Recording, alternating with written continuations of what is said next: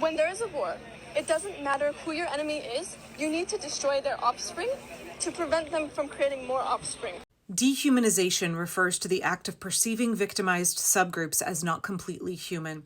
Psychologists distinguish between two types of non-humanness: one that denies uniquely human attributes to others by comparing them to animals, and one that denies human nature to others by comparing them to objects. For example, the objectification of women in American society. Sociologists emphasize that dehumanization is not simply a private belief, but a cause and consequence of the importance of social group boundaries. Philosophers, like psychologists, define dehumanization as the relegation of others to the status of non-human animals in order to deprive them of shared moral codes. More recently, social neuroscience provides evidence that dehumanization has cognitive correlates. When people associate others with animals and objects, brain regions implicated in normal social cognition fail to activate.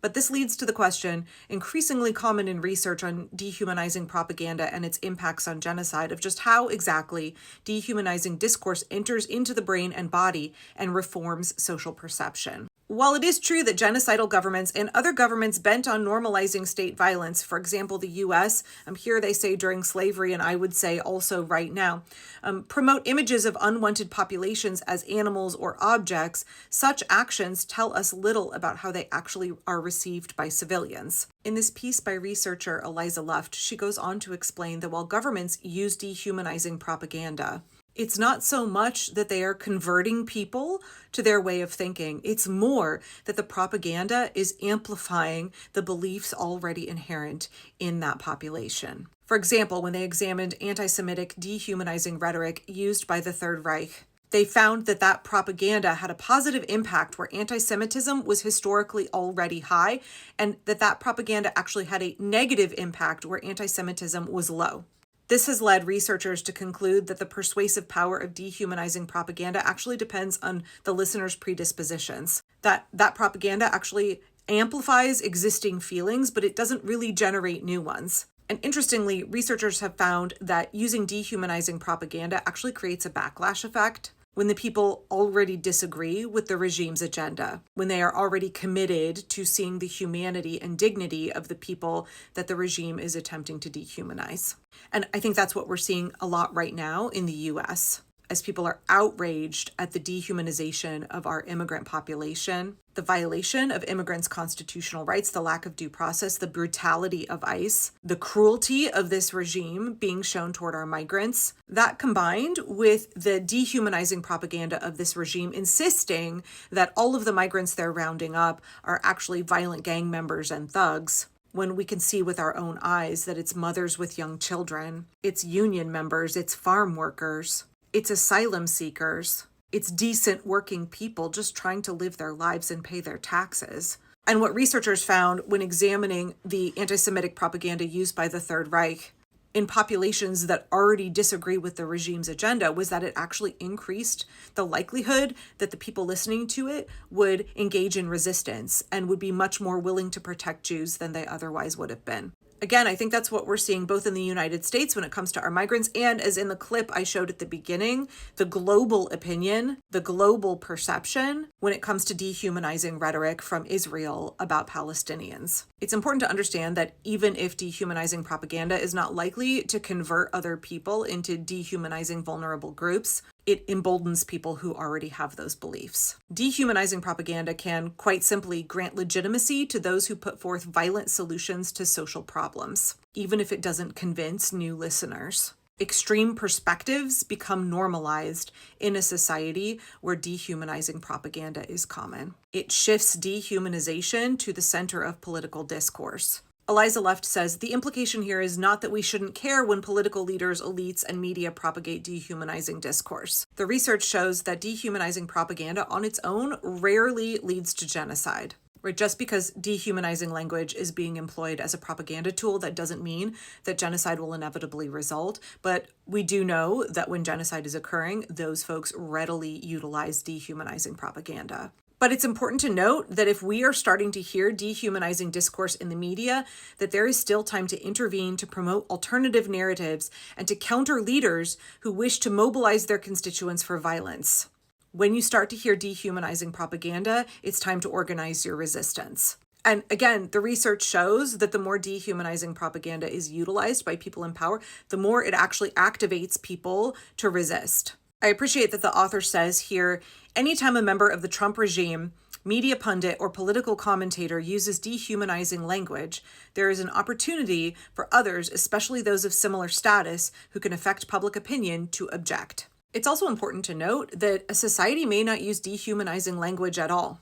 One could argue that that woman at the beginning of this video didn't use dehumanizing language. She just said offspring. I would argue that that was a conscious choice rather than saying babies and children, that was a choice to dehumanize them. But it's important to know that you don't have to have explicitly dehumanizing rhetoric in order for mass violence or a genocide to transpire. Here in the United States, whether or not the president calls immigrants animals or rapists, and whether or not the majority of the country agrees with him, we don't.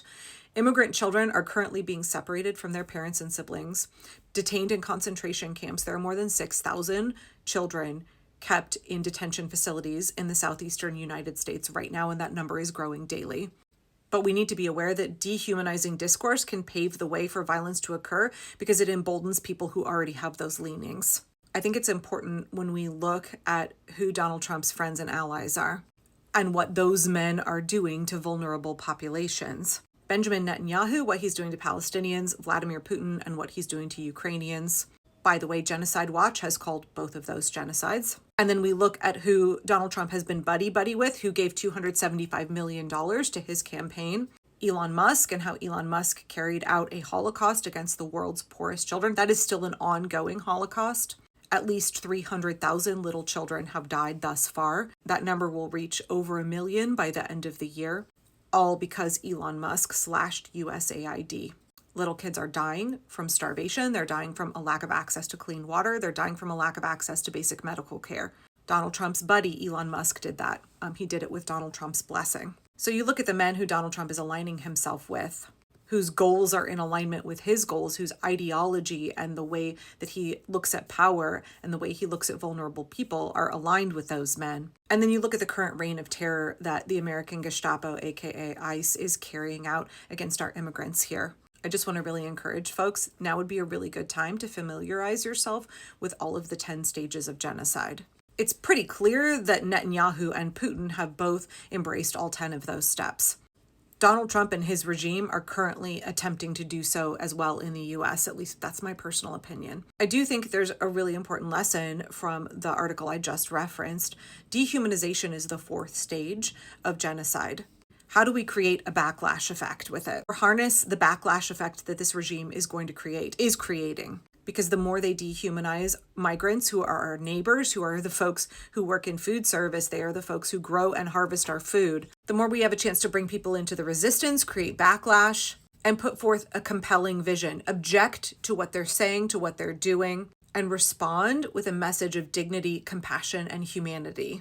I know it's hard to see positives right now, but this is a really, really good reminder for us that when they try to do evil, terrible, cruel things, they are going to create backlash by very nature of the fact that most people are not cruel and terrible and awful. And the more they are presented with that cruelty, the more likely they are to rise up. Everywhere along the way, not only do we have a chance to defend against what Trump is doing, but we have a chance to go on the offense, to present a different way of being and to help bring about the America that we want. And I want to add here at the end, as somebody who cares very deeply about the suffering in Palestine, whenever I think about the ways that we are trying to defend vulnerable people here in the US, the ways that we are fighting to protect the rights, the lives of people here, that is inextricably linked with caring about and trying to defend the lives of people in Palestine. That right now we are in no position to offer aid. We are in no position to stop the horrible things that Trump and Netanyahu want to do there. And so every act to reclaim American democracy is a defense of vulnerable people here, of our immigrants here. It is working to stop the Holocaust that Elon Musk has started by slashing USAID. That is not an inevitability. That does not have to continue. The way to stop that is to stop the illegal things that Trump is doing and restore democracy. And the same thing is true for people in Palestine. That advocating for American democracy, for compassion, for dignity, for humanity, is the way that Americans can help defend vulnerable people everywhere right now.